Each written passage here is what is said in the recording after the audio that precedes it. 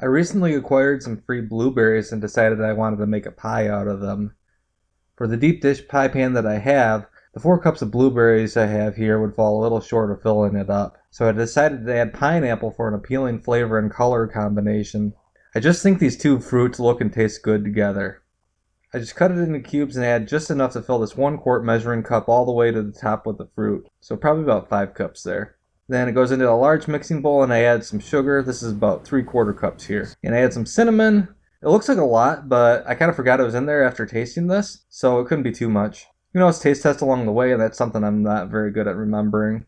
Pretty quickly after adding the sugar, the water in the fruit starts getting pulled out via osmosis.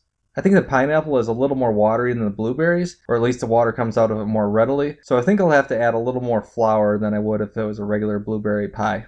For some reason in my mind, molasses and pineapple just go together. If you're following along, you could just use brown sugar instead of white sugar plus molasses. Same thing. If I was remembering to taste test this along the way, now would be a good time to do a final check before I put in the flour. Half a cup to start, and I'll assess later if it needs more. If you're going to taste test any pie filling like this, do it before you put in the flour to avoid the risk of salmonella. In the meantime, I'll roll out the top crust. I have it in a bag because I intend to wash and reuse it several times, rather than using plastic wrap and throwing it out right away. I'm still learning to make a decent pie dough, and I didn't add enough water to this. I did this to the bottom crust too, which is already done. Ideally, you want to add the right amount of water in the first place, but here's what I did to fix it. I just kind of broke it apart and sprayed some water on it. I figured the even-ish distribution of the spray would hydrate it more, well, evenly. Okay, it's rolling out better than it was. I'm just doing a simple crust. I do not have the skills to do a lattice or anything fancy like that. I'll be lucky if I can even get it onto the pie in one piece. Good enough.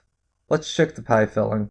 Yeah, notice how a lot of the liquid sank to the bottom. I think it needs more flour, so I add another 1/4 cup for a total of 3/4 cups. Here's some zest from an orange. Blueberry pies often have lemon zest in them, but I forgot to buy a lemon, and this is just what I had on hand. I don't bother with the juice because it's watery enough as it is, and there's more flavor in the zest anyway. Yeah, I feel better about the consistency of this. Time to put it in the pie crust, which I have right here. This isn't my worst work. Let's see how I do adding the top crust. Well, there. It's perfect. Yeah, not great. So I'm going to put it in the oven until before it starts to look burnt. Okay, I'm going to start it off at 400 degrees Fahrenheit for about 30 minutes and check up on it. Alright, 30 minutes are up, and I'll turn it down to 350 degrees because that feels like the right thing to do. After 15 minutes, notice how much more brown the outside of the crust is. So here's some strategically placed foil to keep the outside from overcooking. After 15 minutes for a total time of an hour, I'm calling it done. Doesn't look too bad.